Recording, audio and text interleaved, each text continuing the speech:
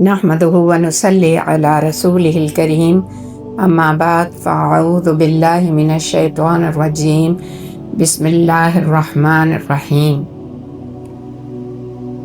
روزے کی قضا، کسی شرعی عذر کی وجہ سے روزہ نہ رکھنا، روزے کا ٹوٹ جانا یا روزہ توڑ دینا۔ شرعی عذر میں کیا چیز شامل ہے؟ مثال کے طور پر کوئی بیمار ہو، سفر پر ہو، یا کوئی عورت حیض سے ہو، یا دودھ پلانے والی ماں، یا کسی مجبوری سے روزہ توڑنا پڑ جائے، یا کسی غلطی کا احتمال ہو۔ اب باقی چیزیں تو سمجھ آ رہی ہے کہ بیماری اور سفر وغیرہ، لیکن غلطی سے کیسے روزہ شرعی طور پر آپ نہیں رکھیں گے، اس کی رعایت ہے۔ مثال کے طور پر رات کو بہت دیر سے چاند کا اعلان ہوا اور صبح پتہ نہیں چل سکا کہ رمضان شروع ہو چکا ہے۔ آج کے اس ترقی یافتہ دور میں بھی بہت سے ایسے علاقے ہیں جہاں اطلاع دیر میں پہنچتی ہے، اور اس کی وجہ سے اگر روزہ رہ گیا تو وہ روزے کی قضا دینی ہوگی۔ اور مجبوری کیا ہے؟ مثال کے طور پہ آپ نے روزہ رکھا ہے اور اللہ نہ کرے کوئی ایکسیڈنٹ ہو گیا اور اس میں آپ کو کوئی ایسی دوائی لینی پڑ گئی، تو انسان کی جان ہر چیز سے زیادہ مقدم ہے۔ تو ایسی صورت میں روزے کی قضا آگے ایک روزے کے بدلے رکھنا ہوگا، یعنی جتنے روزے آپ کے قضا ہوں گے بعد میں اتنے روزے آپ کو رکھنے ہوں گے۔ فدیہ کیا ہوتا ہے کہ مثال کے طور پر کوئی شخص شدید بیمار ہو، یا کوئی دائمی مریض ہو، یا بوڑھا ہو، اور اس وقت وہ روزہ نہ رکھ سکتا ہو، جس کا امکان ہے کہ یہ بیماری ٹھیک بھی نہیں ہوگی، تو ایسی صورت میں فدیہ دینا ہوگا، اور فدیہ ایک روزے کا بدلہ ایک مسکین کو کھانا کھلانا ہے، یا اس کے مساوی اجناس بھی دے سکتے ہیں یا رقم بھی دے سکتے ہیں۔ اور اگر وہ مریض جس کو یہ خدشہ تھا کہ اس کی صحت نہیں ٹھیک ہوگی اور اللہ کے حکم سے وہ صحت مند ہو جاتا ہے، تو پھر اسے وہ روزہ رکھنا ہوگا، اور جو اس نے فدیہ دیا تھا وہ اس کا صدقہ ہو جائے گا۔ کفارہ کیا ہوتا ہے کہ شریعت نے کسی شدید جرائم کی صورت میں جو اس پر جرم کی صورت میں اس پر جو حد جاری کی ہے، وہ جو ہے وہ کفارہ کہلاتا ہے۔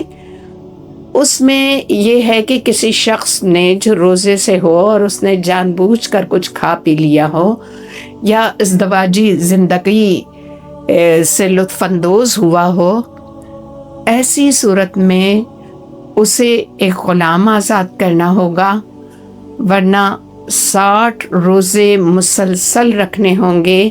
اگر بیچ میں ایک روزہ چھوٹ گیا تو دوبارہ سے اس کی تعداد پوری کرنی ہوگی، یا 60 مسکینوں کو کھانا کھلانا ہوگا۔ ایک بار ایک صحابی رسول صلی اللہ علیہ وسلم کے پاس آئے اور کہا میں ہلاک ہو گیا۔ آپ صلی اللہ علیہ وسلم نے پوچھا خیریت؟ کہا میرے سے یہ غلطی سرزد ہو گئی ہے۔ تو آپ صلی اللہ علیہ وسلم نے فرمایا کہ غلام آزاد کرو۔ اس نے کہا میں نہیں کر سکتا۔ کہا 60 روزے رکھو۔ کہا میری صحت اجازت نہیں دیتی۔ کہا 60 مسکینوں کو کھانا کھلاؤ۔ کہا میرے پاس تو اتنا مال ہی نہیں ہے۔ اسی دوران آپ صلی اللہ علیہ وسلم کے پاس کھجوروں کا ایک ٹوکرا آیا۔ آپ صلی اللہ علیہ وسلم نے فرمایا جاؤ اسے مسکینوں میں تقسیم کر دو۔ تو کہا شہر میں مجھ سے زیادہ مسکین تو کوئی ہوگا ہی نہیں۔